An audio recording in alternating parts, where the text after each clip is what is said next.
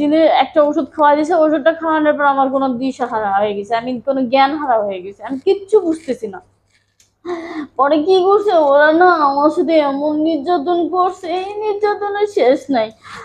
আমি যখন বনানীতে এই একটা চাকরি নিছি, গার্মেন্টসের চাকরি নেওয়ার পরে একটা মেয়ের সাথে পরিচয় হয়। মেয়েটা ওই যে ফেমিকন বিক্রি করে, তারপরে আরো কন্ডম বিক্রি করে, ঠিক আছে। মেয়েটা এগুলা বিক্রি করে। এখন আমাকে বলছে যে এগুলা যদি তুমি তোমার বন্ধুদের সাথে যদি এগুলা করো করো তাহলে এইগুলা দিয়েই করতে হয়, আর বাচ্চা হবে না এই ফেমিকন ফেলে। তাহলে লাস্টে দিয়ে ওই মেয়েটা না আমাকে বুঝে বলতেছে যে দেখো, ওই গার্মেন্টসে চাকরি করে কয় টাকা বেতন পাবা তুমি, তাছাড়া ওই যে ইন্ডিয়াতে চলে যাও, ইন্ডিয়াতে আমাদের মেডিকেলের একদম প্রোডাক্টগুলো এনে দিবা, আর হলো এখানে কসমেটিক আইটেম আছে, প্রোডাক্ট আছে, এই এগুলো এনে দিবা, তুমি অনেক টাকা পাবা। তারপরে আমি বলছি যে যদি কোনো সমস্যা হয়, বা কোনো সমস্যা হবে না, আমার একটা ভাই আছে, ওই ভাই নিয়ে যাবে। তারপরে আমি বলছি যে ও যদি আমাকে ফালাই দিয়ে চলে আসে, ও বলছে কি না তোমাকে ফালাই দিয়ে চলে আসবে না, একসাথে চলে আসবে, দুজন একসাথে যাবে, আবার দুজন একসাথে চলে আসবে। পরে আমি বিশ্বাস করে না গেছি, যাওয়ার পরে না ওই ছেলেটা আমাকে এই ইয়া একদম বেনাফল আছে না, জয়সর বেনাফলের কাছে নিয়ে গেছে, নিয়ে যায় এক বাসায় রাখছেন। ছেলেটার নাম হচ্ছে জিহাদ, জিহাদের বাড়ি রাখছে আমাকে। আর যে ছেলের সাথে গেছি ওর নাম হচ্ছে সাগর। তো এই সাগরে জিহাদের বাড়ি নিয়ে গেছে, নিয়ে যাওয়ার পরে ওই জিহাদ আর হলো ইয়ে মিঠন, ঠিক আছে, ওরা সবাই মিলা আমাকে ইন্ডিয়া পার করে দিছে। কিভাবে পার করছে, নৌকা দিয়ে, নৌকা দিয়ে তারপরে ওই পার পার করে দিছে। ওই পার পার করে দিয়ে মিঠনের বাড়ি উঠেছে, মিঠনের বাড়ি আমার সাথে খারাপ জোর করে খারাপ কাজ করছে। খারাপ কাজ করার পরে পরে আমাকে কি করলো, বাইক দিয়ে বলতেছে যে তুমি ওই পাশের বাড়িতে, এই বাড়িতে থাকা যাবে না, পাশের বাড়িতে তুমি থাকবা। পরে কি করছে, পাশের বাড়িতে নেয় নেই, হাওড়া স্টেশন বলে, এটা তো আমি চিনিও না, ওই ট্রেনে আমারে নিয়ে গেছে। ট্রেনে নিয়ে ওই ছেলেটাও আমার সাথে, তারপরে নিয়ে ওইখানে একটা বড় 14 তলা বাড়ি, ওই বাড়িতে নিয়ে উঠেছে। বাড়িতে নিয়ে উঠায়া ওরা আমাকে 10টা ছেলে মিল না আমার সাথে এমন খারাপ কিছু করছে, আমি নিজেও টের পাচ্ছি না, ঠিক আছে। এরকম একটা জিনিস একটা ওষুধ খাওয়া দিয়েছে, ওষুধটা খাওয়ানোর পর আমার কোনো দিশা হারা হয়ে গেছে, আমি কোনো জ্ঞান হারা হয়ে গেছে, আমি কিচ্ছু বুঝতেছি না। পরে কি করছে ওরা না আমার সাথে এমন নির্যাতন করছে, এই নির্যাতনের শেষ নাই। তারপরে লাস্টে দিয়ে কি করলো, আরেক জায়গায় আমাকে আরেক জায়গায় দিয়ে দিল, আরেক হিন্দু বাড়িতে দিয়ে দিল।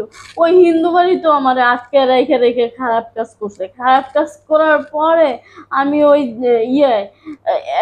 রাত 3টা বাজে কি করছি, ওই যখন আমাকে একলা ঘুমাইতে দিছে, একা গুজরাটের ভিতরে ওই হিন্দু বাড়িতে এক মানে একটা খালি রুমে ঘুমাইতে দিছে, ওইখানে একটা দরজা আছে, ওই দরজাটা দিয়ে লোক আসে, লোক আসে লোক যায়, পিছনের দরজা। আর ওই দরজা দিয়ে আমি রাত 3টা বাজে, তারপরে আমি এই অনেক জঙ্গল দিয়ে তারপরে এক লোকের বলছি, রিক্সাওয়ালা ভাই আমি তো খুব বিপদে পড়ছি, ঠিক আছে, আমাকে হ্যাঁ স্টেশন নিয়ে আমার পৌঁছায় দেন। আমার কাছে মোবাইল টোবাইল কিচ্ছু ছিল না। পরে ওই রিক্সাওয়ালা কি করছে, আমাকে আরেকটা বাড়িতে উঠাইছে, উঠাই নিয়ে আমাকে ওইখানেও খারাপ কাজ করছে। ওই রিক্সাওয়ালার বাড়িতে বাড়ি তাই নেই না, তো এই ধরনের কাজ করছে। পরে লাস্টে দিয়ে কি করছে, আরেকটা লোক ভালো লোক পাইছি, পরে ভালো লোক ওনারে পাইছে যে ভাই আমি তো খুব বিপদে পড়ছি, আমার তো একটা লোক বিক্রি করে চলে গেছে, এখন আমি কি করব, আপনি আমারে বাঁচান, আমি তো খুব বিপদে পড়ছি, আমাকে ইন্ডিয়া এইখানে বিক্রি করে চলে গেছে, এখন আমি কি করবো ভাই, আমার বাঁচান ভাই, আমি অনেক কষ্টে আছি, কান্না করতেছি, অনেক কান্না করতেছি। কান্না করার পরে আমি কি করব, তারপরে ওই যে আরেকটা লোকের কাছে গেছি, মানে আরেকটা পাশের বাড়িতে, ওই লোকের কাছে এগুলো শেয়ার করছি যে দেখেন আমাকে তো বিক্রি করে চলে গেছে, এখন আমাকে ওরা খারাপ নির্যাতন করতেছে, ঠিক আছে। গুজরাট একটা দেশ, আমি ওই চিনতাম না, হিন্দু বাড়ি, সব হিন্দু বাড়ি। ঠিক আছে। তারপরে আমি কি করছি, অনেক কষ্ট অনেক লাঞ্ছনা সহ্য করে, খাই নেই, খাওয়া না খাওয়া, অনেক কষ্ট লাঞ্ছনা সহ্য করে পরে আমি ওই যে কলকাতা না কোন জায়গায় কয়, ওই ট্রেন স্টেশনে আসছি। ট্রেন স্টেশনে আইসা পরে আমাকে তো কেউ কিছু জিজ্ঞাসা করতেছে, জিজ্ঞাসা করে না।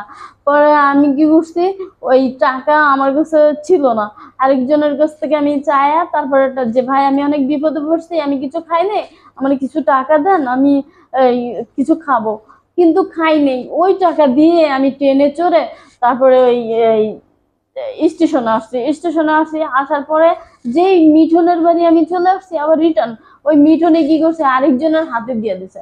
হাতে দেওয়ার পরে ও কি করছে, ওই বর্ডার পার করতে পারে না, বর্ডার পার করতে পারে না দিকে বিএসএফে আমাকে ধরে ফেলছে।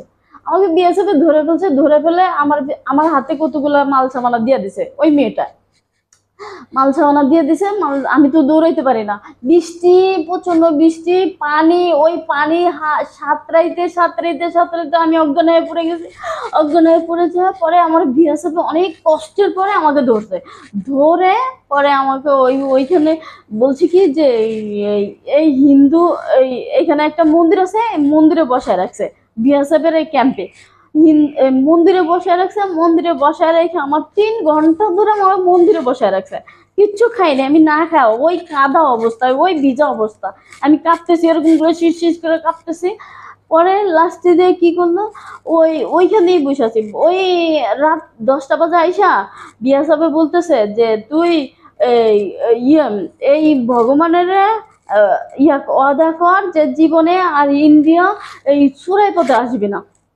যে আমি তো চোরাই পথে আসতে চাই নাই, ওরাই তো এইভাবে মিথ্যা কথা কয়ে আমার নিয়ে আসছে। পরে লাস্টে দিয়া এই জিহাদে আর হলো আরো বন্ধু বান্ধব মিলে পরে আমাকে ওইখান থেকে উদ্ধার করছে।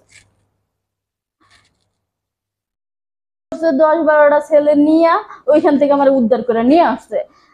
এই নদী পার হইয়া, ঠিক আছে, রাত রাত 10টা বাজে ওই নদী পার হইয়া তারপরে ওই আমাকে কুলে করে সাতরায়া তারপরে জিয়াদ আমার উদ্ধার করে নিয়ে আসছে ওইখান থেকে। তারপরে নিয়ে আসার পরে জিয়াদের বাড়ি আনছে, জিয়াদের আম্মা, জিয়াদের বাবা, জিয়াদের ভাই, ওরা সবাই অনেকে আমাকে আদর করছে, অনেকে আপ্যায়ন করছে, খাওয়া দাওয়া গোসল টোসল, ঠিক আছে। ওদের একটা পুষ্করিণী ছিল, ওই পুষ্করিণীতে নাইমা তারপরে আমি গোসল টোসল করে তারপরে খাওয়া দাওয়া করে সকালবেলা জিয়াদে আমার বিরিয়ানি খাওয়ায়া গাড়িতে উঠাই দিছে। খুব ভালো আমাকে ইয়ে করছে ওরা, অনেক আপ্যায়ন করছে, অনেক আদর করছে, কিন্তু খারাপ কিছু করে নাই। জিয়াদা অনেকে আমার বাঁচাইছে বিপদের থেকে। গাড়িতে উঠাই দিছে মতো ঢাকাতে চলে আসছি। ঢাকাতে চলে আসার পরে এখন আমি উপায় বুদ্ধি পাচ্ছি না যে কি করব, ঠিক আছে। তারপরে কি করছি, আমি আমার একটা আত্মীয়র বাড়ি যেয়ে উঠছি। আত্মীয়র বাড়ির দীর্ঘদিন 1 সপ্তাহ থাকার পরে আমি চাকরিতে ঢুকে গেছি।